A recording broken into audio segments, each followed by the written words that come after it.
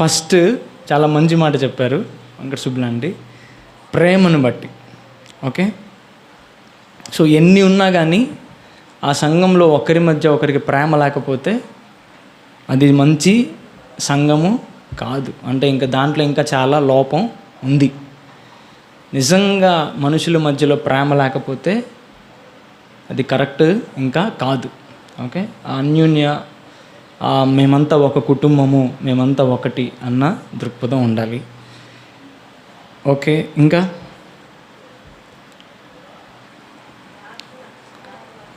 ప్రార్థించే సంఘంగా ఉండాలి. నా మందిరము సమస్త జనులకు ప్రార్థనా మందిరం. సో కొన్నిసార్లు మందిరంలో చాలా పనులు జరుగుతాయి, యాక్టివిటీస్ జరుగుతాయి, మంచి ప్రసంగాలు కూడా జరగచ్చు. కానీ మరి ప్రార్థన ఆధారంగా జరుగుతున్నాయా అనేది చాలా ప్రాముఖ్యమైనది. ఓకే, ఈ రోజుల్లో అయితే డబ్బు ఉన్నా కానీ వ్యాపారంలాగా సంఘాలు జరుగుతున్నాయి. ఓకే, కొంచెం పెట్టుబడి పెట్టడము, స్థాపించడం, కొంచెం అయిపోతే అదొక బిజినెస్ లాగా చేస్తూనే ఉన్నాయి. కానీ కేవలం ప్రార్థన మీద మాత్రమే ఆధారపడి అది ముందుకు వెళ్తే దాన్ని సంఘం అంటారు. జాక్పున్ అనే ఆయన అంటాడు, ప్రపంచంలో 2 రకాల చర్చిలు ఉన్నాయంట. బబులోన్ చర్చిలు, యెరూషలేం చర్చిలు అంట. బబులోన్ చర్చిలు అంటే అవి కూడా చర్చిలాగానే ఉంటాయి, అందరూ వస్తారు, బైబిలే ఉంటుంది. కానీ దాని ఆధారం ఏంటంటే డబ్బు, దాని ఆధారం ఏంటంటే ఏదో పలుకుబడి, దాని ఆధారం ఏంటంటే ఏదో మరి ఫ్లెష్లీ థింగ్స్ అనమాట. అలాంటి బబులోని సంఘాలు చాలా ఉన్నాయి అంటారు. యెరూషలేం సంఘం అంటే చెప్పినట్లుగా ప్రార్థన ఆధారంగా, వాక్యం ఆధారంగా, తక్కువ మంది అయినా కానీ చిన్నగా మరి వాక్య ప్రమాణాలలో కట్టుబడడం, ఇంకా ప్రేమ, ప్రార్థన, ఇంకా చెప్పండి, కరెక్ట్గా చెప్పారు, చాలా ఉన్నాయి, చెప్పండి ఇంకా. ఓకే, సంఘంలో 100 మంది ఉన్నారు, 20 మంది మాత్రం ఎత్తబడితే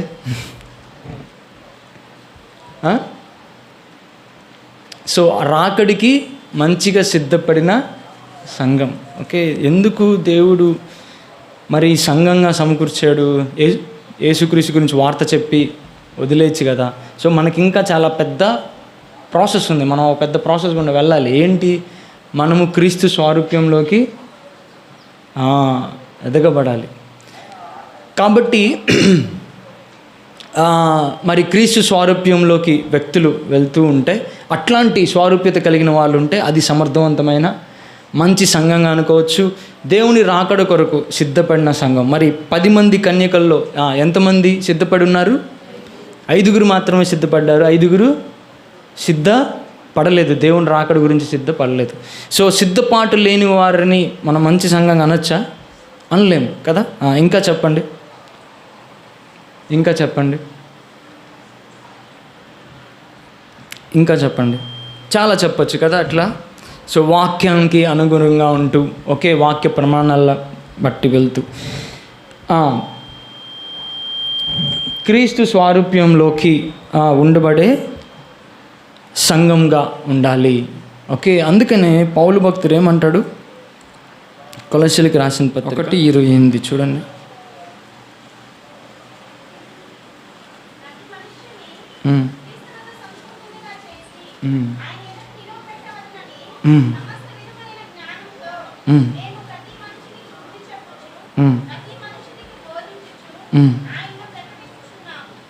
చూడండి, ఒక్క చిన్న వచనమే కానీ ఎంత లోతైన వచనం.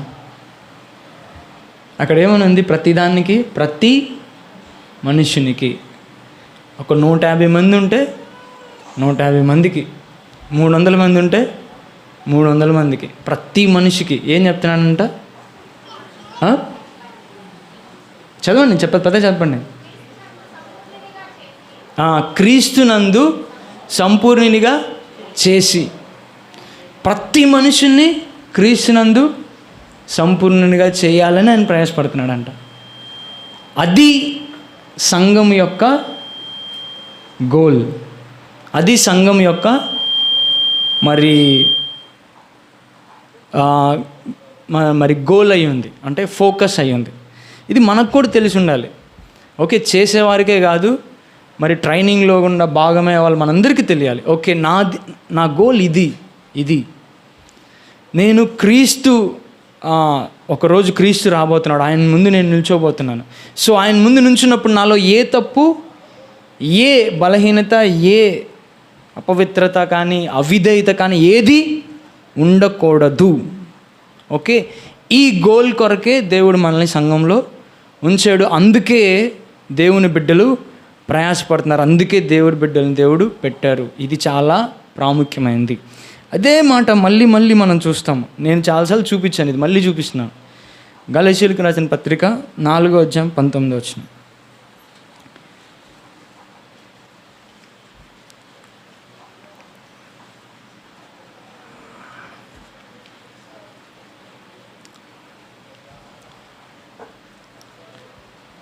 చదవండి. అవును, గలతీయులకు రాసిన పత్రిక 4:19 చదవండి.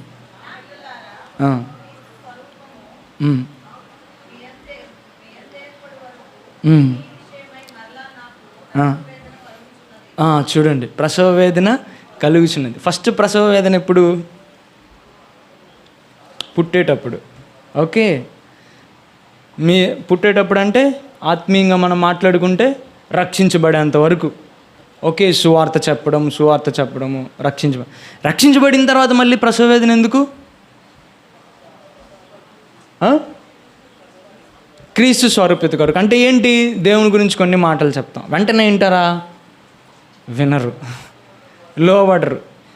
కొంతమంది విన్నట్టే ఉంటారు, కరెక్ట్గా దానికి వ్యతిరేకంగా చేస్తారు. ఓకే, బలహీనతలు. మరి నిజంగా క్రీస్తు స్వారూప్యంలో వాళ్ళు రావాలి అని ప్రయాసపడే వారికి చాలా బాధ. అరే మళ్ళీ పడిపోయారే, మళ్ళీ ఏదో కాంప్రమైజ్ అవ్వడం, మళ్ళీ సరిగా చర్చికి రాకపోవడం, మళ్ళీ ఏదో పాపంలో పడిపోవడం, మళ్ళీ బాధ. మరి పౌలు భక్తుడంట ఏం చేస్తున్నాడంట? మళ్ళీ ప్రసవ వేదన. అంటే అంత పెయిన్, అంత బాధ. ఎట్టబోతే నాకెందుకు అనుకుంటే బాధే ఉండదు కదా. వీళ్ళు దేవుని ముందు సరిగ్గా నిలవాలి. ఏ తప్పు లేకుండా దేవుని ముందు రేపు నుంచున్నప్పుడు అలా ఉండాలి. ఓకే, దేవునిలో స్ట్రాంగ్గా నిలబడాలి, వాక్యంలో స్ట్రాంగ్గా ఉండాలి. ఏదైనా తప్పుడు బోధలు వస్తే పలాంది తప్పు కదా అని చెప్పగలగాలి. ఓకే, మరి తప్పుడు మరి సేవకులు వచ్చినప్పుడు గుర్తించగలగాలి. సో ఇవన్నీ జరగాలంటే వాళ్ళు మరి దేవుని మరి సేవకులు ప్రసవ వేదన గుండా వెళ్ళాలని. సో క్రీస్తు స్వారూప్యము, క్రీస్తు మీలో కనబడు వరక ఏంటి? చదవండి 4:19. కాదు చూడండి ఎంత మంచి మాట, అండర్లైన్ చేసుకోండి. క్రీస్తు స్వరూపము మీ యందు ఏర్పడే వరకు. సో ఏంటి? దేవుడు మనలో ప్రతి ఒక్కరిని ఎలా చూడాలనుకుంటున్నాడు? మనలో క్రీస్తుని చూడాలనుకుంటున్నాడు. అందుకని మనం చర్చకు వస్తుంది. మారు మనసు పొందగానే మనలో జరగదు. మళ్ళీ వెళ్ళి నీకు ఆ అమ్మాయి గురించి తెలుసా అని చెప్తాం, నీకు వాడి గురించి తెలుసా అని చెప్తాం, మళ్ళీ ఏదో చెప్తాం, మళ్ళీ క్షమించలేము, చాలా సంవత్సరాలు పట్టిద్ది, మళ్ళీ ఏదో బలహీనత ఏదో జరుగుతూ ఉంటుంది. సో అందుకని దేవుడు సంఘంలో పెడతాడు, ఫెలోషిప్లో పెడతాడు, కొంతమంది కళ్ళ ముందు పెడతాడు, మామూలుగా వినరని. సో ఇవన్నీ ఎందుకు అంటే నీలో నాలో ఏం రావాలి? క్రీస్తు లాంటి స్వభావం. క్రీస్తు ఎంత పవిత్రతతో ఉన్నాడు, ఎంత నిస్వార్థంతో ఉన్నాడు, ఎంత తగ్గింపుతో ఉన్నాడు. ఉమ్ము వేసినా కానీ దాన్ని తీసుకునేటట్టున్నాడు. సిలువలో విపరీతమైన బాధ అనుభవిస్తూ కూడా తిట్టినోడిని కొట్టినోడిని అయ్యా వీడిని క్షమించుడికి ఏం తెలియదు అని చెప్పగలిగాడో. తన చివరి రక్తబొట్టు తన కొరకు కాకుండా ఇతరుల కోసం ఎట్లా ప్రయాసపడ్డాడో అలాంటి స్వరూప్యము మనలో రావాలని దేవుడు ప్రయాసపడుతున్నాడు అనేది మనకి చూడాలి. ఎఫెసీయులకు 4:13 కూడా ఇది రోజు మనం చూసుకోవాల్సిన మాటలు. ఎఫెసీ 4:13.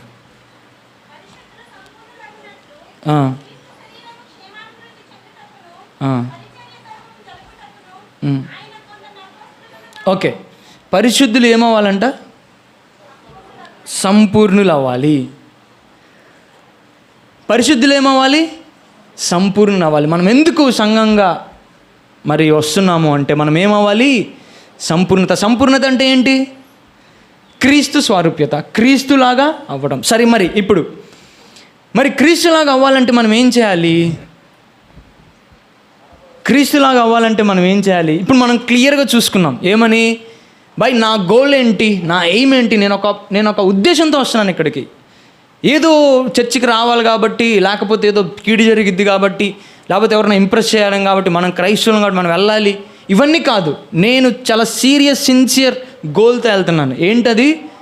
నేను క్రీస్తు స్వారూప్యంలోకి ఎదగబడాలి. రోజు చిన్న నాలో నుంచి ఈ పాపపు తత్వము, ఈ స్వార్థము, ఇవన్నీ వెళ్ళిపోతూ దేవుని క్రీస్తు ప్రేమ, క్రీస్తు తగ్గింపు, క్రీస్తు క్షమాపణ, ఈ గుణాలు నాలో రోజు ఇంకా పెరుగుతూ ఉండాలి. అందుకని నేను వస్తున్నాను. దేవుడు అందుకని ఇదంతా పెట్టాడు, సెటప్ అంతా. అందుకని ఇదంతా జరుగుతుంది. సో నేను ఒక ప్రాపర్ ప్లాన్ తోటి, పర్పస్ తోటి నేను వెళ్తున్నాను అనేది మనకు చాలా క్లియర్గా మనకి ఇప్పుడు అర్థమైంది. ఇప్పుడు ఎలా జరుగుతుంది మరి? క్రీస్తు స్వరూపం ఎలా మనలోకి వస్తుంది? మీరు చెప్పండి, పైన చెప్పండి. క్రీస్తు స్వారూప్యం మనలో ఎలా వస్తుంది?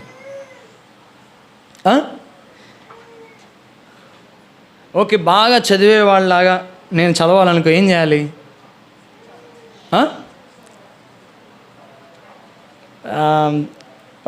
తల్లిదండ్రులు ఏం చెప్తారు? బాగా చదివేవాడు ఉన్నాడు, మీ పిల్లోడు బాగా చదవాలనుకుంటున్నారు, మీరేం చేస్తారు? మీరు స్ట్రాటజీ చేస్తారు. ఏం చేస్తారు? మీరు ఒక కుట్ర పన్నుతారు. కుట్ర కదలేదు, మంచి కుట్రే. ఏం చేస్తారు? చెప్పండి, మీరు చెప్తారు. చెప్పండి, సలోమక్క చెప్పు. టీచర్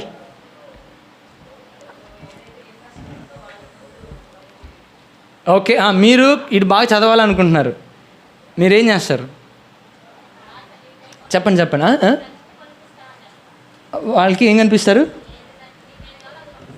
ఓకే నీకు ఏది కావాలో అది కొనిపిస్తాను, నువ్వు చదివితే అని ప్రైజులు ఇస్తారు. Very good. ఇంకా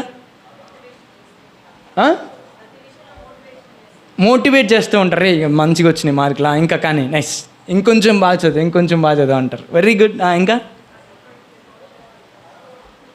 కష్టపడితే నీకు ఎట్లాంటి ఫలితం ఉంటుంది, నువ్వు బాగా చదివితే ఎలా ఉంటుంది అనేది మనం చెప్తాము. ఇంకా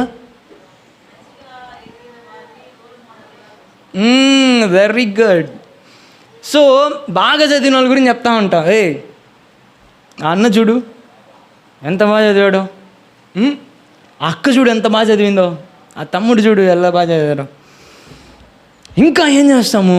ఒక మెట్టు ముందుకెళ్తూ చదివే వాళ్ళతో తిరుగురా అని చెప్తాం కదా. బాగా చదివే వాళ్ళతో తిరుగురా అని. చదువు గురించి మనం అంతా చెప్తా, అస్సలు భయంకరంగా చదవని వాళ్ళతో తిరుగుతూ ఉన్నాడు అనుకో, ఏమైంది? 30 మార్కులు, 30 మార్కులు వచ్చినాయి, 30 మార్కులు వచ్చినాయి, ఓకే అనుకునే వాళ్ళతో తిరిగితే ఏమైంది? 30 మార్కులకే సాటిస్ఫై అవుతాడు. అదే 90 మార్కులు వచ్చే వాళ్ళతో తిరుగుతూ ఉంటే ఆ పోటీతత్వం అదేదో వస్తుందని చెప్పాను. మొత్తానికి అలా సహవాసం మార్చాలని మీరు ట్రై చేస్తారు కదా. వాళ్ళు ఉండే ఆ ఎన్విరాన్మెంట్ని మార్చాలని మీరు ట్రై చేస్తారు. ఆ విధంగానే క్రీస్తు స్వారూప్యత మనకులో రావాలంటే సో మనం ఎవరితో ఉంటున్నాం అనేది కూడా చాలా ప్రాముఖ్యమైనది. మన స్నేహితులందరూ మనం దగ్గరగా ఉండేవాళ్ళు. స్నేహితులు అంటే మనం ప్రపంచంలో కలవాలి, అవి జరుగుతూ ఉండాలి. మనం లోకంలో ఉంటున్నాము, లోకంతో కలవకుండా ఎలా ఉండగలం? కానీ మనం క్లోజెస్ట్గా ఉండే సర్కిల్, యేసుక్రీస్తు కూడా పాపులతో కూర్చున్నాడు, కానీ ఆయన క్లోజెస్ట్ సర్కిల్ ఎవరు? 11 మంది. దేవుని రాజ్యం గురించి చాలా సీరియస్గా ఉండేవాళ్ళు, ఇంటి బాధ్యతలు కూడా కాదనుకొని దేన్నైనా వదిలిపెట్టి వచ్చేవాళ్ళు ఆయన క్లోజెస్ట్ సర్కిల్. ఎవరితోటైనా కలిశాడు, ఎవరితోటైనా కూర్చున్నాడు, మాట్లాడాడు. నేనేం ఎక్కువ కాదు, నేనేం తక్కువ కాదు అన్న దృక్పథాన్ని చూపించాడు. But his closest circle is the people who are very serious about kingdom of God. కానీ తన దగ్గర వ్యక్తులు మాత్రం దేవుని రాజ్యం పట్ల, దేవుని విలువల పట్ల, దేవుని పట్ల సీరియస్గా ఉన్న వ్యక్తులే తన దగ్గర వ్యక్తులు. ఆ విధంగానే క్రీస్తు స్వారూప్యం మనలోకి రావాలంటే మనం ఎలాంటి వారితో ఉండాలి? క్రీస్తు స్వారూప్యంలోకి రావడానికి ఆ పవిత్రత కొరకు, ఆ పరిశుద్ధత కొరకు నిలబడుతూ ఉండడానికి ఇష్టపడుతూ అలాంటి వ్యక్తులతో మనము ఉండాలి. మన సహవాసాన్ని పనిగట్టుకొని మనం మార్చుకోవాలి. If you are really serious about that, నువ్వు నిజంగా క్రీస్తు సారూప్యత విషయంలో సీరియస్ అయితే మాత్రం ఆ విషయంలో కూడా సీరియస్గా ఉండాలి. ఓకే. అండ్ దెన్ క్రీస్తు స్వారూప్యతలు మనలోకి రావాలంటే ఒకటి ఏంటంటే, ఒక భక్తుడు చెప్పాడు ఏమనంటే, ఇది కొంచెం చదువుకున్న వాళ్ళకి, ఇదే ముందు చెప్పిందేమో కొంచెం అంత చదువు లేని వారికి. చదువుకున్న వారికి ఏంటంటే, ఒక ఆయన అన్నారు, ఒక టీచరు వాళ్ళ స్టూడెంట్స్తో ఇట్లా అన్నాడంట, అరే గాంధీని, అంబేద్కర్ గారిని, మార్టిన్ లూథర్ కింగ్ని మీరు కలిసారా అన్నారంట. అంటే ఆయన చూసి, సార్ మేము ఎట్లా కలుస్తాము, వాళ్ళు ఎప్పుడో ఉన్నవాళ్ళు కదా అంటే ఆయన అన్నాడంట, అరే వాళ్ళు మాట్లాడుతున్నారా లైబ్రరీలో, వెళ్ళి లైబ్రరీలో కూర్చోండి, వాళ్ళు మాట్లాడుతున్నారు అన్నాడంట. ఎవరు? Gandhiji, Martin Luther king, Ambedkar లాంటి వాళ్ళు లైబ్రరీలో ఉన్నారు, వాళ్ళు మాట్లాడుతున్నారు, వెళ్ళి కూర్చోండి. అంటే ఏంటి తెలుసా దాని అర్థం? వాళ్ళ పుస్తకాలు అక్కడ ఉన్నాయి, వాళ్ళ మనసులో ఉన్న వాళ్ళ ఐడియాస్ అన్నీ అక్కడ ఉన్నాయి. నువ్వు పుస్తకాన్ని చదువుతున్నావు అంటే ఏం చదువుతున్నట్టు? నువ్వు ఆ వ్యక్తితో కూర్చుంటున్నట్టు, ఆ వ్యక్తి నీతో మాట్లాడుతున్నట్టు. ఓకే, మీరు చెప్తారు కొంతమంది, అన్నా నాకు అంత మంచి స్నేహితులు లేరన్నా, నాకంత ఉన్నత విలువలు ఉన్న వాళ్ళు లేరన్నా, మరి నాకంత మంచి థింకింగ్ ఉన్న వాళ్ళు లేరన్నా, but you have books with you. అట్లా మంచిగా దేవుని కోసం నిలబడినవా భక్తుల యొక్క పుస్తకాలు, మిషనరీ బయోగ్రఫీస్, వాళ్ళ జీవితాలు, వాళ్ళ రచనలు మీకు సహాయపడతాయి. మీరు బహుశా వాళ్ళు చనిపోయి కొన్ని వందల సంవత్సరాలు అవ్వచ్చు, ఇప్పుడు కూడా మీరు వాళ్ళ గురించి వినొచ్చు, వాళ్ళతో సహవాసం చేయొచ్చు. అండ్ ఆబ్వియస్గా మీరు చక్కటి బిహేవియర్ని మీరు తయారు చేసుకోవచ్చు. It's all up to us. మన చేతిలో ఉంది అనేది మనం చూడొచ్చు.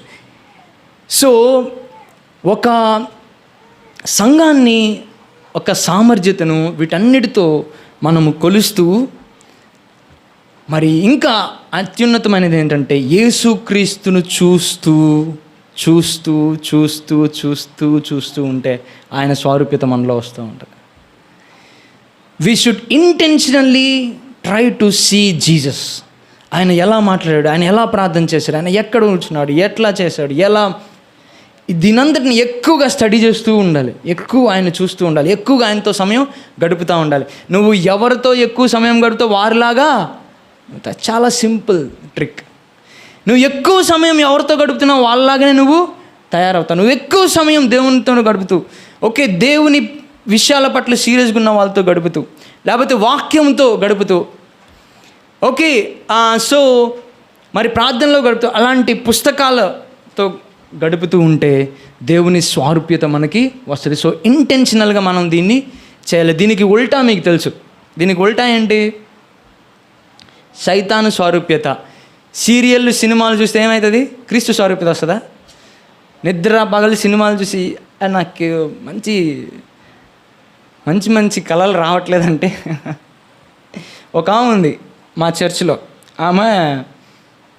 ఆమెకు కొంచెం ఎక్కువ దయ్యాలు పడుతూ ఉంటాయి అనమాట. నేను ప్రార్థన చేస్తూ ఉంటాను, అప్పుడప్పుడు ఆమె వల్ల నాకు కూడా ఇబ్బంది అవుతూ ఉంటుంది. ఓకే, నేను ఆమె ప్రార్థన చేశాను, ఆమె ప్రశాంతంగా నిద్రపోయింది, నాకు ఇబ్బంది అవుతుంది తర్వాత. ఓకే, పర్లేదు. ఒక రోజు నేను వాళ్ళ ఇంటికి వెళ్ళాను. వాళ్ళ ఇంటికి వెళ్తే ఆమె దెయ్యాల సినిమా చూస్తుంది. అది ఇట్లా చేస్తూ ఉండి నేను చెప్పాను, అమ్మా హారర్ ఫిలిమ్స్ నాకు భలే ఉన్నాయి అనుకుంటే, కానీ తెలియకుండా అవి చాలా డేంజరు, దాని నుంచి ఈవిల్ స్పిరిట్స్ ఎక్కుతాయి అని చెప్పాను. అవునయ్య అంటారు కానీ ఇంటికి లైట్ చూస్తారు. సో మరి ఇవన్నీ, ఈ సైతాను స్వారూప్యత ఇవన్నీ చూస్తా, క్రీస్తు స్వారూప్యత రమ్మంటే వస్తుందా? ఓకే, సో మనకి తెలుసు అనమాట ఏం చేయాలని. సో యేసుక్రీస్తుని ఎక్కువగా చూస్తూ ఉండడం కూడా జరుగుతుంది. యెషయా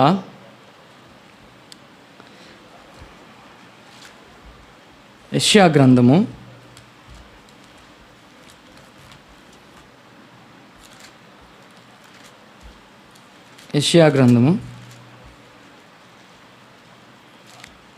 'Where did I have seen this? ఒక్క నిమిషం. 48 16వ వచనం నుంచి చూడండి.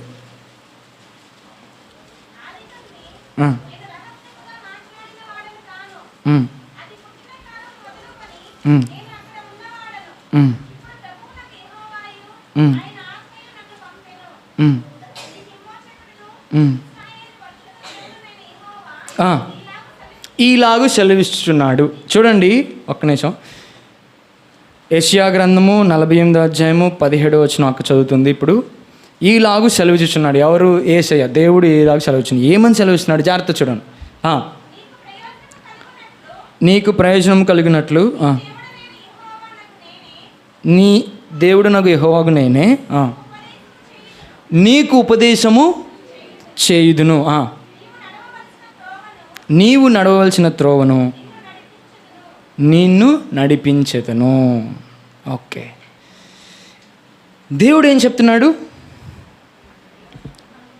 దేవుడు ఏం చెప్తున్నాడు? నేను నీకు ఉపదేశము చేసేదను. సెకండ్ పాయింట్, నీవు నడవలసిన త్రోవను నీకు ఏమనుంది? నడిపించేదను. ఓకే, సో దేవుడు మనకి చెప్తున్న మాట అన్నమాట ఇది. ఏమని? నీకు ఉపదేశం చేస్తాను, నేను నీవు నడవలసిన త్రోవను నీకు చెప్తాను. చిన్న ప్రార్థన చేసుకుని. పరిశుద్ధులను జీవం కలిగిన మా తండ్రి, ఘనమైన దేవానికి వందనాలు. ఈ మాటలు మా అందరి జీవితంలో ఫలించినట్లు మాకు సహాయం చేయవలసిందిగా నన్ను నీ సిలువ చోటును మరుగుపరుచుకుంటూ వ్యర్థం అవ్వకుండా సహాయం చేయవలసిన కోరు యేసు నామములో అడుగుచున్నాను తండ్రి, ఆమేన్. దేవుడు ఇక్కడ ఒక మాట చెప్తున్నాడు. ఏమనంటే ఇంగ్లీష్లో ఒక మంచి మాట ఉంది. I am the lord your God who teaches you what is best for you. నేను నీ దేవుడును.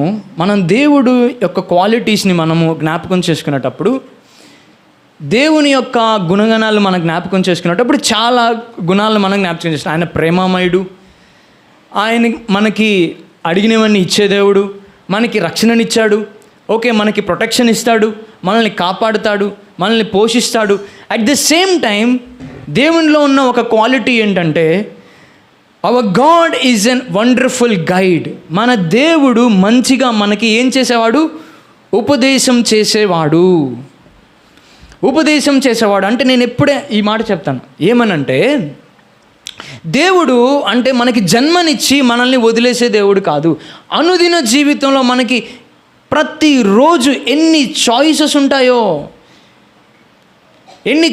ఉంటాయో అంటే ఎన్ని ఎన్నికలు ఉంటాయో అంటే ఇటు వెళ్ళాలా, ఈ చొక్కా వేసుకోవాలా, ఆ చొక్కా వేసుకోవాలా, ఆ ఊరు వెళ్ళాలా, ఈ ఊరు వెళ్ళాలా, వీడితో మాట్లాడాలా, వాడితో మాట్లాడాలా, ఈ ఫోన్ ఎత్తాలా, ఎత్తకూడదా, ఎక్కడికి వెళ్ళాలి, ఇప్పుడు వెళ్ళాలా, ఎప్పుడు వెళ్ళాలి, ఈ విధంగా చూస్తే ఎన్నో చాయిసెస్ మనం చేయాల్సి వస్తుంది. ప్రతిరోజు ఎన్నో చాయిసెస్ చేయాల్సి వస్తుంది.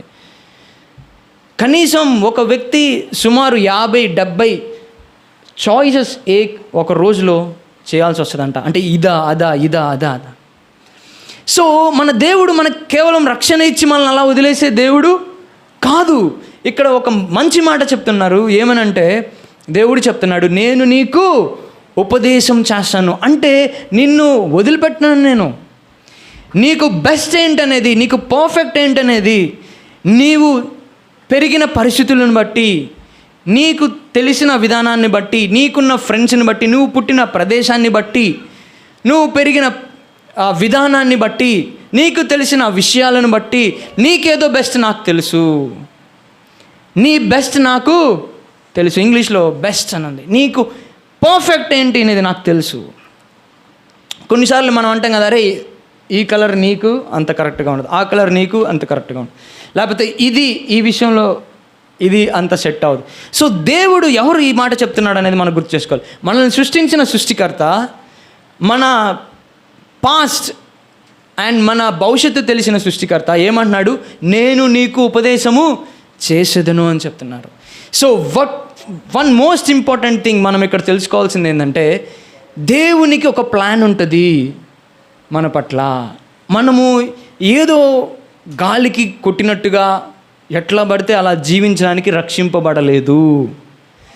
ప్రతిరోజు ప్రతి విషయం పట్ల మనం కూర్చోవాలే, కానీ దేవుడు దాని గురించి ఖచ్చితంగా చెప్తాడు. ఇదే కరెక్ట్, ఇది కరెక్ట్ కదా. మీకు సంగతి తెలుసా, దావీదులో మనము చాలా లక్షణాలలో మనం దావీదులో ఒక మంచి లక్షణం ఏంటి తెలుసా? ఇంగ్లీష్లో హీ ఎంక్వైర్డ్ గాడ్. దావీదు దేవుణ్ణి అడిగాడు.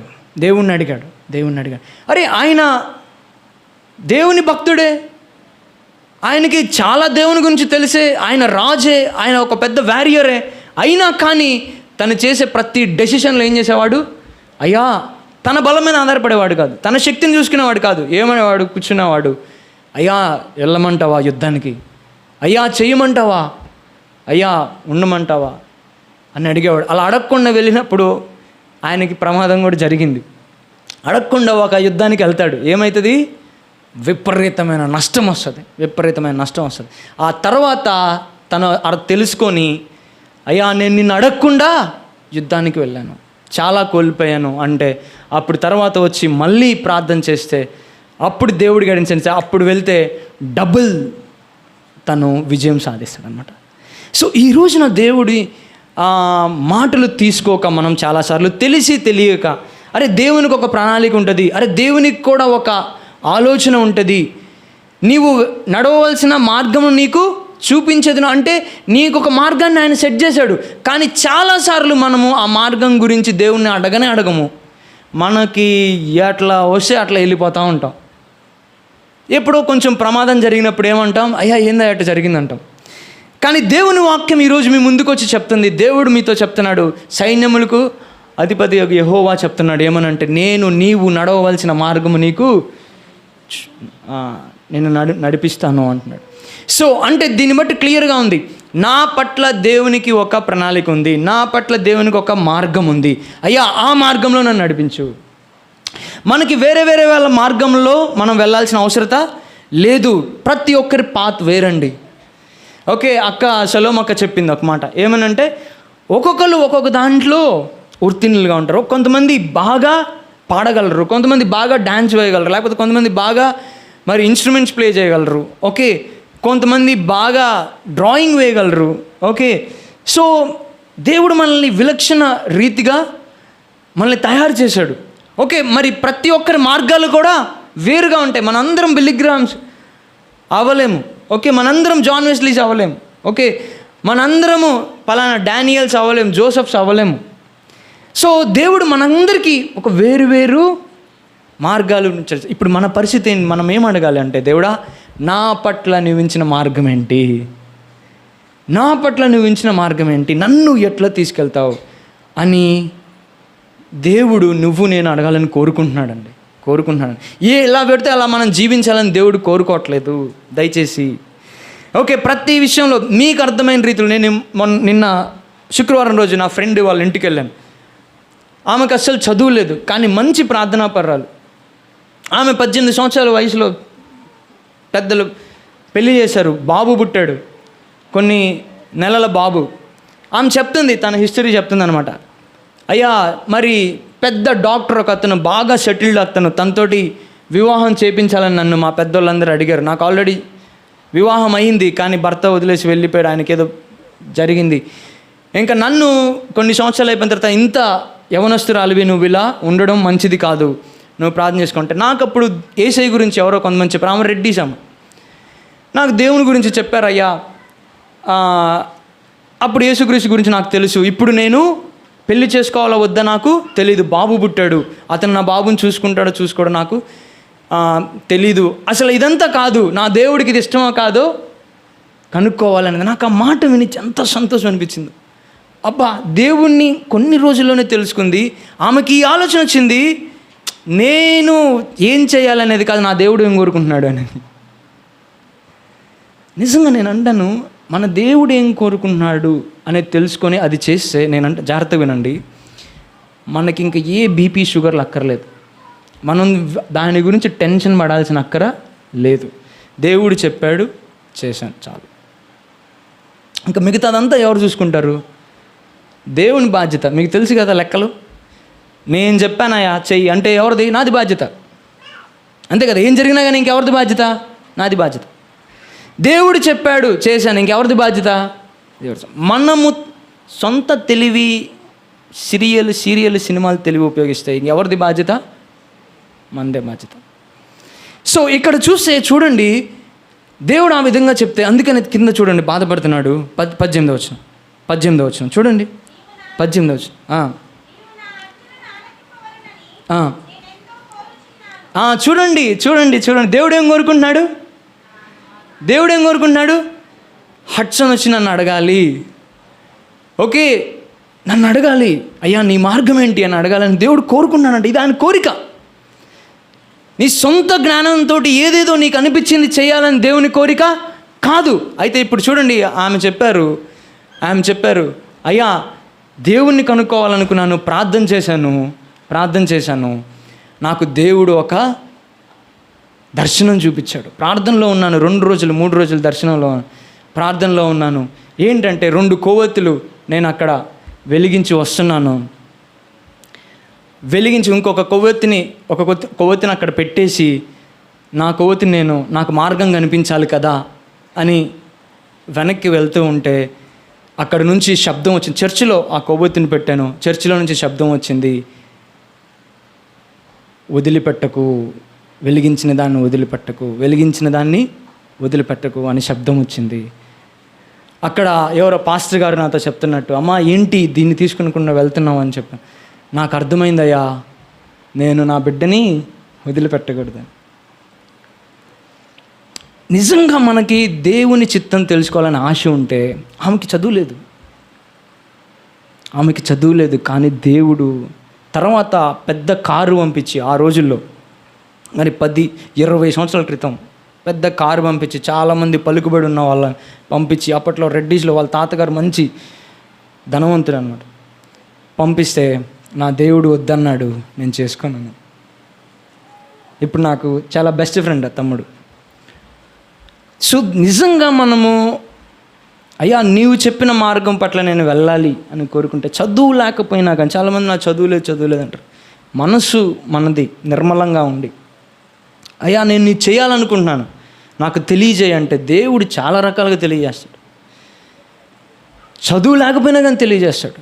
అది మనం ఇక్కడ చూడొచ్చు. ఏమంటున్నాడు దేవుడు? బాధతో చెప్తున్నాడు. 18వ వచనం చూడండి, ఏమైంది? 18వ వచనం చూడండి.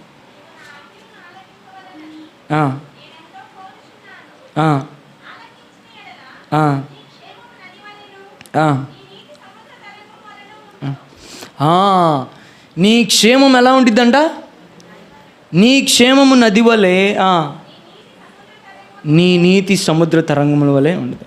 చాలాసార్లు మనలో ఉండే స్ట్రగుల్, మనం ఎందుకు తొందరపడి దేవుణ్ణి అడిగి, లేకపోతే దేవుడు చెప్పిందాక ఎందుకు వెయిట్ చేయమంటే, దాని ద్వారా వచ్చే అవుట్పుట్ గురించి మనకి తెలియదు.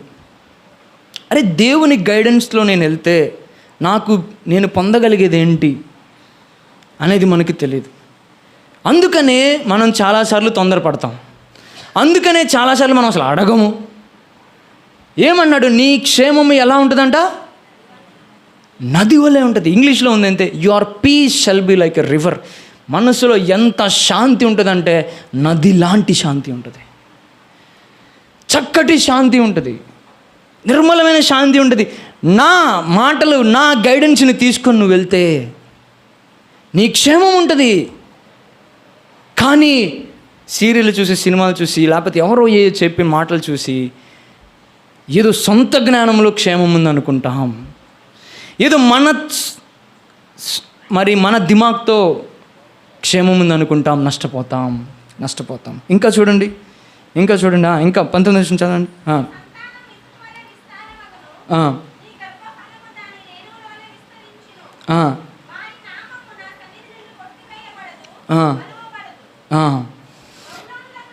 ఓకే, సో ఇటువంటి దీవెనలు నీకు ఉంటాయా?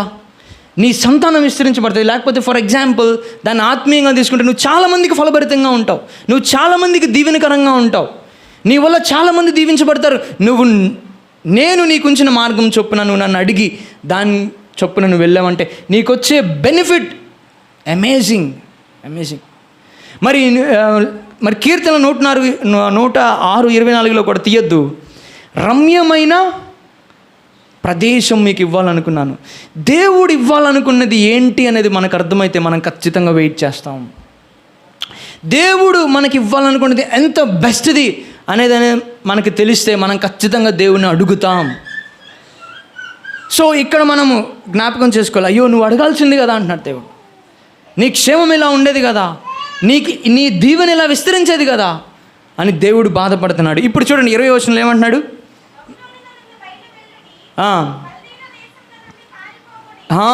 బబులో నుంచి బయలువెల్లుడి, కల్దీల దేశం నుంచి పారిపోవుడి అంటున్నాడు. అంటే అపవిత్రమైన ప్రదేశాల నుంచి దూరంగా ఉండండి. కొన్ని ఫ్రెండ్షిప్స్ మీకు తెలుసు, కొంతమందితో సంబంధాలు మీకు తెలుసు, ఇవి నాకు చాలా నష్టము, ఓకే ఇది నాకు డేంజరు అని. అక్కడ మీమాంసతో ఉండకూడదు. వెళ్దాం వద్దా, వెళ్తే ఏమైద్దో వెళ్ళకపోతే ఏమైద్దో అనే దాంతో ఉండకూడదు. ఏమన్నాడు, కల్దీల దేశమును పారిపో, బీ రాడికల్. నేను స్టూడెంట్స్ని కౌన్సిల్ చేస్తూ ఉంటాను. కొంతమందికి చెప్తాను, అర్జెంటుగా బ్లాక్ చేయి, ఇంకా మాట్లాడొద్దు, ఓకే ఇంకా ఎంటర్టైన్ చేయొద్దు. కొంతమంది అతి తెలివి చూపిస్తారు, బ్లాక్ చేయన్న తర్వాత నేను నిన్ను బ్లాక్ చేస్తున్నాను మెసేజ్ పెడతారు, ఆ మెసేజ్ ఇంకా పెద్దదవుతుంది, అది ఆగదు. నాకు జరిగిన సంఘటనలు నేను చెప్తే బిత్తరపోతారు, చాలా దూరం వెళ్ళి విషయాలు. దేవుడు పారిపో అన్న తర్వాత నేను చెప్పాను కదా ఒకసారి, మనం దేవుడి కంటే మంచోళ్ళం అనుకోకూడదు. నాకు తర్వాత జరిగే కాన్సిక్వెన్సెస్ని బట్టి, అంటే వాళ్ళతో నాకున్న సంబంధాన్ని బట్టి నేను ఏడ్చాను తెలుసా చాలాసార్లు కూర్చొని. వాళ్ళు అలా చేయకపోవడం ద్వారా వాళ్ళకి జరిగిన నష్టాన్ని బట్టి నేను చెప్తానే ఉన్నాను. వాళ్ళకి జరిగిన నష్టాన్ని బట్టి నేను చాలా బాధపడ్డాను, చాలా ఏడ్చాను. ఇప్పటికీ జరుగుతూ ఉంటాయి చాలా. చెప్పినవి వినరు. ఏమన్నాడు ఇక్కడ, పారిపో అంటే, నిన్న ఒక అమ్మాయి చెప్తుంది, అన్నా మీరు అప్పుడు చెప్పినప్పుడు నేను వినాల్సిందన్నా అని ఏడుస్తుంది భయంకరంగా. సో అప్పుడు చెప్పాను, ఏం చేసుకుంటారు ఏంటనేది అదన్నీ ఆలోచించొద్దు. కానీ విన్న వాళ్ళు కూడా ఉన్నారు కొంతమంది, రే అవన్నీ నీకు అనవసరం, నువ్వు దీన్ని చెప్పమని చెయ్యి అంటే చేసి తర్వాత 2-3 సంవత్సరాల తర్వాత, అన్న చాలా థ్యాంక్స్ అన్న, ఎంత ప్రశాంతంగా ఉంది, అంతా సెట్ అయిపోయిందన్న అని చెప్పి. సో దేవుడు విడిచిపెట్టమన్నప్పుడు అతి తెలివి చూస్తే, ఒక అమ్మాయిది చెప్తాను చిన్నది సంఘటన. ఏదో రిలేషన్షిప్లో ఉంది, దేవుడు చాలా క్లియర్గా చెప్పాడు ఇది కరెక్ట్ కాదు. భయంకరంగా అమ్మాయికి మనసులో అల్లజడిగా ఉండేది. ఇంకా అయిపోయింది, అదే దేవుడి సిగ్నల్. అల్లజడిగా ఉందంటే డెఫినెట్లీ ఇట్స్ ఫ్రమ్ శాటన్. అల్లజడిగా ఉంది, వాడు కాళ్ళు మేళ్ళ పడుతున్నాడంట, ప్లీజ్ అని బతినాడుతున్నాడంట. సరేనని ఎంటర్టైన్ చేస్తానని అందరూ 2-3 సంవత్సరాలు దాటిపోయింది.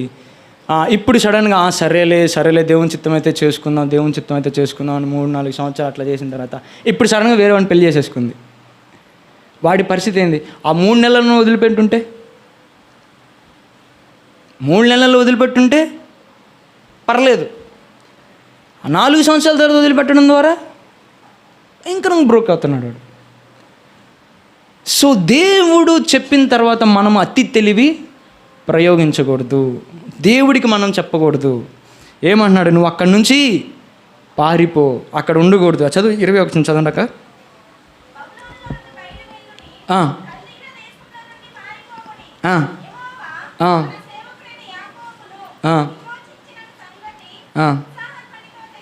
ఉత్సాహధ్వనితో తెలియచేయుడి, సంతోషంగా.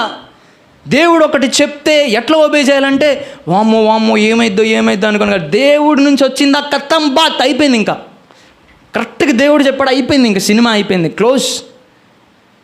ఎట్లా సంతోషంతో దాన్ని ఒబే చేయాలి, సంతోషంతో ఒబే చేయాలి. ఎందుకు అంటే నేను రీసెర్చ్ చేసి చెప్తున్నాను. ఎందుకు నీకు సంతోషం అంటే, నువ్వు అది విడిచిపెట్టడం ద్వారా నీకు కలిగే మేలు చూసి నువ్వు విశ్వాసంతో ముందుగానే సంతోషిస్తున్నావు.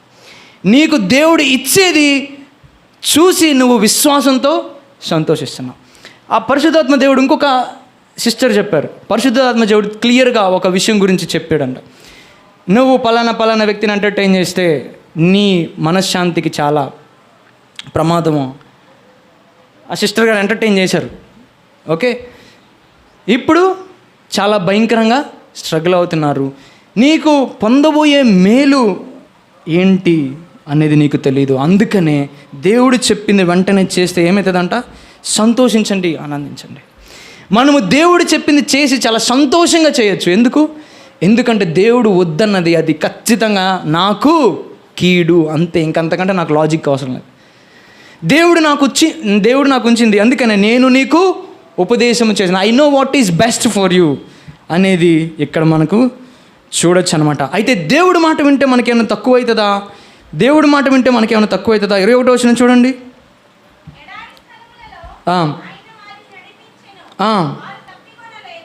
చూడండి, ఎడారిలో వెళ్ళారంట కానీ దప్పికొనలేదంట. దేవుని మాట వింటే ఎలా ఉంటుంది? ఎడారిలో వెళ్ళారు కానీ దప్పికొనలేదు. అంటే దేవుడు వాళ్ళకి నీళ్ళు ఇచ్చారు. ఇంకా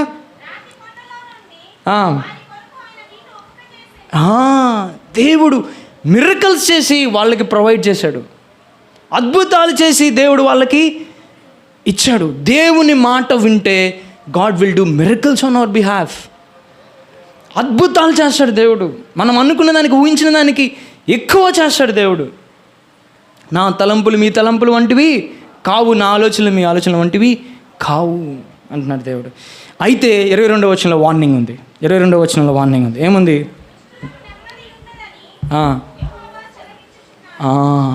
దుష్టులు అంటే యెహోవా నా కొరకు రమ్యమని ఉంచాడని నమ్మనివాడు, నా తండ్రి, నా గురువు, నా రాజు నా కొరకు మంచిది ఉంచారు అని నమ్మనివాడు. దుష్టులకు ఏముంటుందంట? నెమ్మది ఉంటుంది. అదే, మనం ఎవరిని జడ్జి చేయాల్సిన అక్కర్లేదు. మనల్ని మనం చూసుకుంటే చాలు. మన జీవితాల్లో దేవుడు మనకి ఏం చెప్తున్నాడు, ఎంతవరకు మనం చేస్తున్నాము అనేది మనకి మనం చూసుకుంటే చాలు. మనందరి జీవితాల్లో నెమ్మది ఎవరికి కనిపించిద్ది? అందరికి కనిపించకపోవచ్చు, కానీ మనకు తెలుసు. ఓకే, సో దేవుని మాట వినడం ద్వారా నెమ్మది నది వలె ప్రవాసం చేస్తుంది. అదే దుష్టులకి దేవుడు నా కోసం బెస్ట్ ఉంచాడు, దేవుడు చెప్పిన ఆ పద్ధతి, దేవుడు చెప్పిన మార్గం నాకు మంచిది అనేది నమ్మని వారికి ఏముంటుందంట? నెమ్మది ఉంటుందంట. సో అయితే మనము ఒక సంఘాన్ని మనము ఎలా కొలవచ్చు అనే దాంట్లో రోమిలికి రాసిన పత్రిక 8:14 చూడండి. రోమిలికి రాసిన పత్రిక 8:14. రోమిలికి రాసిన పత్రిక 8:14.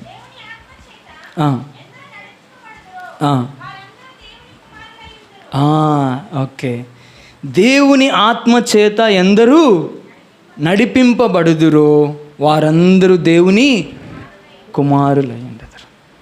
Okay, so the measurement of church sometimes can be taken by the way the individuals are being led by the Spirit. Individuals మనందరము ఎంతవరకు పరిశుద్ధాత్మ ద్వారా నడిపించబడుతున్నాము.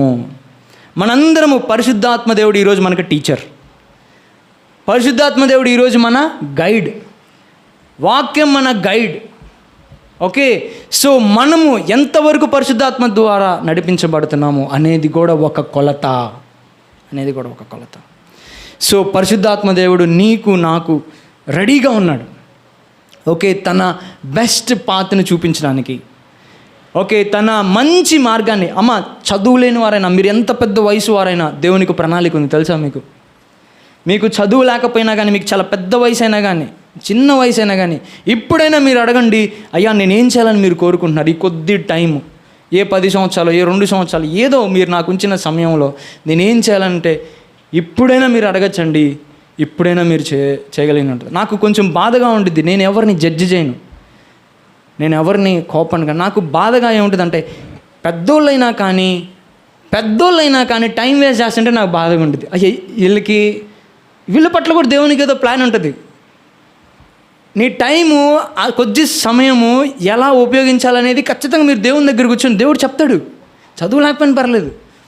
అయ్యా నా టైము ఇప్పుడు ఏదో తెలియక ఏదో టైం వేస్ట్ అయిపోయింది, కానీ అయ్యా ఈ ఉన్నదేదో కొద్ది టైము నేను మంచిగా, అసలు నువ్వు నా కొరకు ఏర్పరిచిన దాన్ని బట్టి నేను వెళ్ళాలనుకుంటున్నాను అయ్యా అంటే దేవుడు ఎందుకు చెప్పడండి? నేను ఎన్నిసార్లు ఇక్కడ మొర్ర పెడతానో, మరి ఎంతోమంది అమ్మమ్మల తాతయ్యల వల్ల పెద్ద పెద్ద సేవకులైన వాళ్ళు ఉన్నారు, వాళ్ళ ప్రార్థన వ్యర్థం అవ్వలేదు. నేనంటాను, చెయ్యాలని మన మనసుంటే ఏ వయసులో అయినా ఎప్పుడైనా ఏదైనా మనం చేయడానికి చేయించడానికి దేవుడు సిద్ధంగా ఉన్నాడు. మనం చెయ్యాలి అని కోరుకోవాలి. కానీ ఈ రోజున కూడా దేవుని వాక్యం చెప్తాను, నీకు నేను ఉపదేశం చేస్తాను, నేను మార్గం చూపిస్తాను. ఇప్పుడైనా కానీ, ఇప్పటి వరకు తెలిసి తెలియక ఏదైనా జరిగింది, ఇక్కడ నుంచి అయినా దేవుడిని అడగండి. అయ్యా, ఏ 70 సంవత్సరాలు 80 సంవత్సరాలు కాదు, 40 సంవత్సరాలు వచ్చి ఇప్పటి వరకు లేదులే, ఇంకేం చేస్తానులే అని ఇట్లా సైతానికి అవకాశం ఇవ్వద్దు. ఇప్పుడైనా ఓకే, ఆ 2 రోజులు ఉన్నాయా మనకి టైం, ఆ 10 రోజులు ఉన్నాయా, ఇప్పుడైనా మనం ఉపయోగిద్దాం. ఆ 4 రోజుల్లో, ఆ 10 రోజుల్లో, ఆ 20 రోజుల్లో, లేకపోతే 20 సంవత్సరాలు ఏం చేయగలమో దేవుణ్ణి అడుగుదాము. అక్కడికి వెళ్తే ఏమైందంట, నది మన క్షేమము నది వలే ఉంటుందంట. మేము చెప్తానండి, మీ ప్రార్థనలో ఎంత బ్లెస్ చేయబడతాం. ఒక ముసలామ చెల్లి ఎప్పుడు ఒక పెట్టింది, ఆమె గ్రామం అంతటి కోసం చేస్తాను నేను అంటుందండి, తెలిసిన పేర్లన్నీ పెట్టి చేస్తానని అంటుంది. ఆ వయసులో ఆమె ఇంకా చాలా పెద్ద వయసు. మీరు చేయగలిగింది చాలా ఉంది, మీరు చేయగలిగింది చాలా ఉంది. దేవుణ్ణి అడగండి, అయ్యా నా ఈ సమయాన్ని నేను ఎలా వెలిగించాను, నేను రోజు లేస్తున్నాను, మరి నాకు ఈ సమయం ఉంది, ఇంత కొద్ది సమయం ఉంది, దీన్ని నేను ఎలా ఉపయోగించుకోవాలి, నేను ఎవరి దగ్గరికైనా వెళ్ళాలా, ఎక్కడైనా కూర్చోవాలా, ఓకే నేను ప్రార్థనలు గడపాలా, లేకపోతే వాక్యం చదవాలా, వాక్యం చదివించుకోవాలా అనేది మనం అడిగితే దేవుడు సిద్ధంగా ఉన్నాడు మనకి నడిపించడానికి, ఆత్మచేత నడిపించడానికి ఆయన సిద్ధంగా ఉన్నాడు. మన సమయాన్ని మనము సద్వినియోగం చేసుకుందాం, ప్రార్థన చేసుకుందాం. దయచేసి దేవునితో ఒక చిన్న మాట చెప్పండి, దయచేసి దేవునితో ఒక చిన్న మాట చెప్పండి. దేవుణ్ణి అడగకుండా పరిగెత్తొద్దు ప్లీజ్. మీరు నష్టపోవడమే కాదు, ఆబ్వియస్గా చాలామందికి నష్టం తెస్తారు. దేవుణ్ణి అడగండి. దేవుడికి ప్రతి విషయం పట్ల ప్లాన్ ఉంటుంది. అమ్మ, మీకు చదువు లేకపోయినా కానీ దేవుడు మీకు తెలియచేస్తాడు. దేవుడు తెలియజేస్తాడు తన స్టైల్లో దేవుడు తెలియజేస్తాడు నిర్మలంగా. ఇప్పుడు మరి జరిగింది ఏదో జరిగింది, ఇక నేను నా సమయాన్ని వ్యర్థం చేయాలనుకోవట్లేదు అయ్యా, ప్లీజ్ అయ్యా, నీ చిత్తాన్ని నేను చేయాలనుకుంటున్నాను అయ్యా, నేను నాకు ఇచ్చిన కొద్ది సమయాన్ని తండ్రి నేను వ్యర్థపరుచుకోవట్లేదు అయ్యా. రేపు నీ ముందు నుంచున్నప్పుడు అయ్యా, నా సమయాన్ని వ్యర్థం చేసిన వ్యక్తిగా నేను నుంచోవాలనుకోవట్లేదు అయ్యా. ఇప్పటి వరకు తెలిసో తెలియక ఎలా జరిగింది, కానీ అయ్యా మరి క్షేమం వల్ల నీకు ఇవ్వడానికి, శాంతిని ఇవ్వడానికి, అయ్యా సమాధానాన్ని ఇవ్వడానికి దేవుడు మరి ఎదుట ఉన్నాడు. నీ జీవితాన్ని వేస్ట్ చేయడం ఆయనకి ఇష్టం లేదమ్మా. నీ జీవితాన్ని ఎంతోమందికి మేలుకరంగా, రేపు నువ్వు పరలోకంలో నుంచుంటే దేవుడు నీతో చెప్పబోతున్నాడు, అమ్మా ఆ రోజు నువ్వు కన్నీటితో ప్రార్థన చేసావు కదా, ఆ రోజున పత్రికలు పంచడానికి వెళ్ళావు కదా, ఆ రోజున దేవుని సంఘ పరిచర్లకు వెళ్ళావు కదా, చూడు ఈ వ్యక్తి దేవుని దగ్గరికి వచ్చాడు, ఆ వ్యక్తి ద్వారా ఇంట్లో 100 మంది వచ్చారు దేవుని దగ్గరికి. ఎంత సంతోషం! ఏ వేల కోట్లు మనకు ఆ సంతోషం ఇస్తుంది, మనము అడగాలనే కానీ ప్రతి చిన్న విషయంలో దేవుడు మనకు చెప్పడానికి సిద్ధంగా ఉన్నాడు. దేవుని అడగకుండా పరిగెత్తద్దు. దేవుడు నీ కొరకు ఒక మార్గాన్ని, నాకేదేమో చదువుంది, నాదేముంది అనుకోవద్దు. పేతురు ఎవరమ్మా? పేతురు చేపలు పట్టుకున్న వ్యక్తి. తన పట్ల దేవునికి ప్రణాళికలు లేవా? దేవుడు తనను ఉపయోగించుకోలేదా? తనకి ఏం జ్ఞానం ఉంది? Biggest leader of the church అయిపోయాడు. అమ్మ, దేవుణ్ణి వినాలనుకోవాలి, మనం కోరుకోవాలి. కానీ మరి యవనస్తులు కూడా నేను చెప్తున్నాను, మీ సమయాన్ని వ్యర్థం చేసుకోవద్దు ప్లీజ్, వ్యర్థం చేసుకోవద్దు. ఇప్పుడే అడగండి దేవుణ్ణి, god what's your plan for my life. అయ్యా నా జీవితం పట్ల ఎప్పుడో, కొంతమందికి ఇది ఒక రాంగ్ బుద్ధి ఉంది, ఏదో 40 సంవత్సరాలు అయిన తర్వాత భక్తి చేయొచ్చు అని. వేస్ట్ చేసుకుంటావు నీ లైఫ్ని. నీ లైఫ్ ఇంకా ఎంతో బ్లెస్సింగ్గా ఉండాల్సింది, నీ బ్లెస్సింగ్ నువ్వే ఆపుకుంటావు. నువ్వు ఎలా అనుకుంటున్నావు? దేవుణ్ణి అవిధేయత చూపించి నీకు క్షేమము కలిగిద్దని నువ్వు ఎలా అనుకుంటున్నావు? దేవుడిచ్చిన బెస్ట్ పాత్ కాదనుకొని నీకు ఏదో క్షేమం జరిగిద్దని ఎలా అనుకుంటున్నావు? దేవుని మహాకృప, చిన్న వయసులో నేను దేవుని తెలుసుకుంటే దేవుని ఇప్పటి నుంచి అడగండి, అయ్యా I don't want waste my time, my life should not get wasted. నేను ఎక్కడ పుట్టాను అనేది, ఎలా నా పరిస్థితులు అనేది, నా కుటుంబ పరిస్థితులు అవన్నీ నాకు అనవసరం. ఈరోజు నువ్వు నాకు ఒక విషయం తెలియజేసావు. ఏ పరిస్థితి అయినా కానీ నీకు ఒక ప్లాన్ ఉందని చెప్పావు. I want that plan. నీ ప్లాన్ ప్రకారం నేను వెళ్ళాలనుకుంటున్నాను. నాకేయో చాలా ప్లాన్స్ ఉండొచ్చు. ఏంటి నీ ప్లాన్ ఏంటి? నువ్వు నన్ను ఏం చేయాలనుకుంటున్నావు? ఒక పాప నిన్న చెప్పింది, పోయిన వారం చెప్పింది, నేను లీడర్షిప్ రౌండ్ టేబుల్లో జాయిన్ అయితే తను ప్రార్థన చేస్తుంటే, తను డిగ్రీ అయిపోయిన తర్వాత ప్రార్థన చేస్తుంటే దేవుడు ఎస్తేరు గ్రంథం ద్వారా మాట్లాడాడంట. ఎస్తేరు గ్రంథంలో 4:4 ద్వారా దాన్ని ధ్యానిస్తూ ఉంటుంటే దేవుడు చెప్పాడంట, తనలో మనసులో కలిగిందంట, నువ్వు యూపీఎస్సీకి రాయి, ఐఏఎస్ పరీక్షలకు రాయి అని. ఆ పాప నార్త్ ఈస్ట్ పాప ఐఏఎస్ పరీక్షలకు రాస్తే ఫస్ట్ అటెంప్ట్లో she got selected as an IAS officer. తన అందరి ముందు చెప్తుంది. ఎంత సంతోషపడ్డారు అందరు. దేవుడు నాకు చాలా క్లియర్గా, నా ఆలోచనలో ఎక్కడా లేదు నేనేంటి ఐఏఎస్ ఆఫీసర్ ఏంటి అనేది. కానీ నేను వాక్యం చదువుకుంటా ఉంటే దేవుడు నాకు ఇచ్చాడు. ఎందుకు నేను ట్రై చేయకూడదని ట్రై చేశాను. ఫస్ట్ అటెంప్ట్లోనే దేవుడు నాకు ఇచ్చేసాడని. మిమ్మల్ని గురించి మీరు ఎందుకు తక్కువగా ఆలోచిస్తున్నారు? వాక్యాన్ని చూడండి, వాక్యాన్ని గుడ్డిగా నమ్మండి. ఎక్కడికి తీసుకెళ్తుందో మీకు తెలీదు. రమ్యమైన దేశం ఇవ్వాలనుకుంటున్నాను, కానీ నువ్వు విశ్వసించలేదు అంటున్నాడు దేవుడు. బాధపడుతున్నాడు. హెబ్రీయులకు రాసిన పత్రిక 3వ అధ్యాయంలో ఉంటున్నాడు, పరిశుద్ధాత్మ దేవుడు నీతో మాట్లాడితే ఈ దినమే ఆలస్యము చేయక దాన్ని గ్రహించండి అని చెప్తున్నాడు. ఒకవేళ పరిశుద్ధాత్మ దేవుడు మీతో మాట్లాడితే, ఇక్కడున్న 5గురితో మాట్లాడినా కానీ ఎంతో గొప్ప ప్రభావం మనం చేయొచ్చు. పరిశుద్ధాత్మ దేవుడు మీతో మాట్లాడుతుంటే చెప్పండి, అయ్యా నాతో మాట్లాడండి, అయ్యా నా సమయాన్ని నేను వ్యర్థం చేయాలను, నా జీవితాన్ని నేను వ్యర్థం చేయాలనుకుంటున్నాను, అనుకోవడం లేదు, నాకు సహాయం చేయను అని చెప్తే దేవుడు ఖచ్చితంగా మనకి సహాయం చేస్తాడు.